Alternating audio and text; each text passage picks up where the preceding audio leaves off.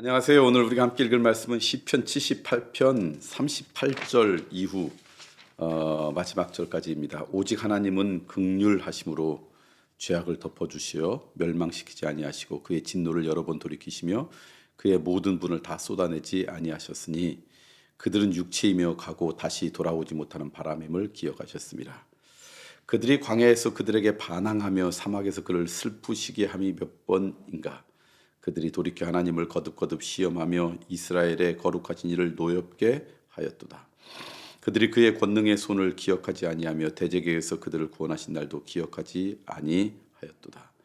그때 하나님이 애굽에서 그의 표적들을 소환 들에서 그의 징조들을 나타내사 그들의 강과 시내를 피로 변하여 그들로 마실 수 없게 하시며 쇠파리 떼를 그들에게 보내어 그들을 물게 하시고 개구리를 보내어 해하게 하셨으며 그들의 토산물을 황충에게 주셨고 그들이 수고한 것을 메뚜기에게 주셨으며 그들의 포도나무를 우박으로 그들의 뽕나무를 서리로 죽이셨으며 그들의 가축을 우박에 그들의 양떼를 번갯불에 넘기셨으며 그의 맹렬한 노여움과 진노와 분노와 고난과 곧 재앙의 천사들을 그들에게 내려보내셨으며 그는 진노로 길을 닦으사 그들의 목숨이 죽음을 면하지 못하게 하시고 그들의 생명을 전염병에 붙이셨으며 애굽에서 모든 장자 곧 함의 장막에 있는 그들의 기력에 처음 것을 치셨으나 그가 자기 백성을 양같이 인도하여 내시고 광야에서 양떼같이 지도하셨도다.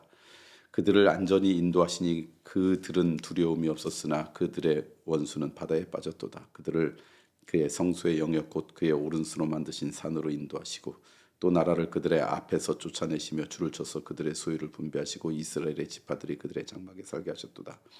그러나 그들은 지존하신 하나님을 시험하고 반항하여 그의 명령을 지키지 아니하며 그들의 조상들 같이 배반하고 거짓을 행하여 속이는 활같이 빗나가서 자기 산당들로 그의 노여움을 일으키며 그들의 조각한 우상들로 그를 진노하게 하였으며 하나님이 들으시고 분내어 이스라엘을 크게 미워하사 사람 가운데 세우신 장막 곧 실로의 성막을 떠나시고 그가 그의 능력을 포로에게 넘겨주시며 그의 영광을 대적의 손에 붙이시고 그가 그의 소유 때문에 분내사 그의 백성을 칼에 넘기셨으니 그들의 청년은 불에 살라지고 그들의 처녀들은 혼인 노래를 들을 수 없었으며 그들의 제상들은 칼에 엎드러지고 그들의 과부들은 애곡도 하지 못하였도다. 그때 주께서 잠에서 깨어난 것처럼 포도주를 마시고 고함치는 용사처럼 일어나사 그의 대적들을 쳐 물리쳐서 영원히 그들에게 욕되게 하셨도다.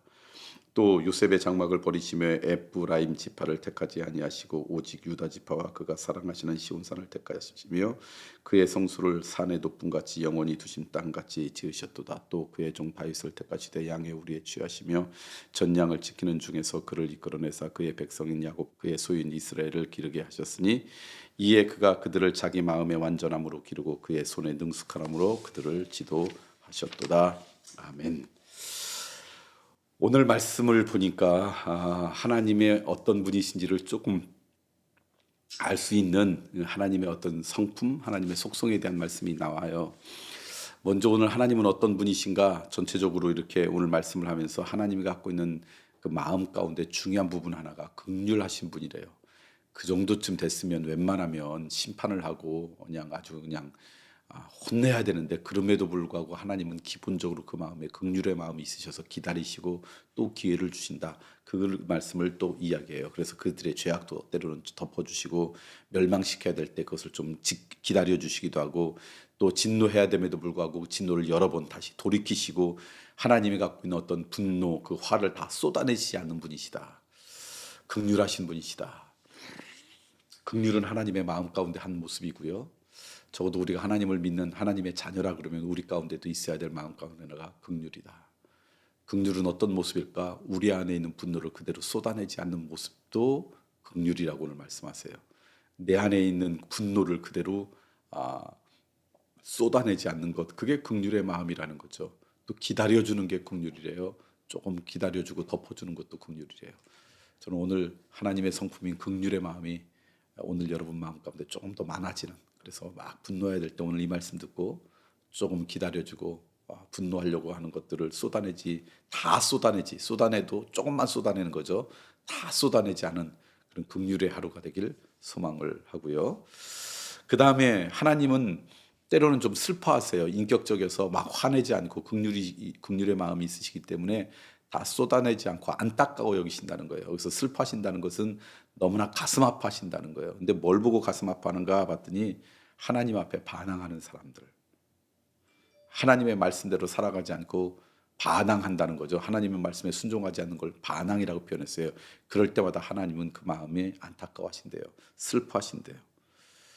또 하나는 하나님께서 그의 인생 가운데 함께 하셨던 그 아름다운 은혜의 사건들을 기억하지 못할 때, 하나님이 그게 돌봐주시고 인도해 주셨음에도 불구하고 그 기억을 잃어버렸을 때 하나님 마음이 슬퍼하신대요.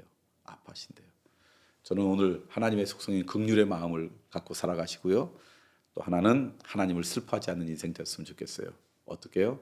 하나님 앞에 반항하거나 하나님이 베푸신 은혜를 쉽게 잃어버리거나 그렇지 않는 하루로 오늘 살아가면 참 좋겠다. 그렇게 말씀드리고 싶습니다. 오늘 그런 하루가 되길 소망합니다. 오늘 월요일입니다. 월요일 날에는 지난 토요일 주일날에 있었던 사역 가운데 여러분과 나누고 싶은 것들을 좀 나누는데요. 저희 교회 55세가 넘으신 분들이 함께 모여서 내 인생에 남겨진 인생의 후반전 어떻게 살아갈까, 또 이제 55세가 넘다 보면 이제 육체적으로도 정서적으로도 이런저런 어려움이 우리 가운데 올 가능성이 높잖아요. 그래서 인생의 추운 겨울이 닥쳐왔을 때 그 겨울 앞에서 내가 어떻게 그것을 이겨낼까, 믿음 가운데 그런 것들을 함께 나눈 7주 동안의 성경 공부 시간인데, 지난 토요일 날 졸업을 했습니다. 대전과 세종에 사셨던 분들이 다 이번에는 대전에 모여서 함께 성찬식을 하고, 그러면서 이제 남은 인생의 후반전을 좀 더 주님의 품 안에서 살아가겠습니다라는 다짐을 했어요. 함께 이번 학기에 참여하시고 또 옆에서 또 섬겨주신 모든 분들께 감사드리고요. 여러분의 남은 인생 가운데 인생의 추운 겨울이 닥쳐올 때마다 홀로 있지 않는 그런 기쁨이 있었으면 좋겠고요.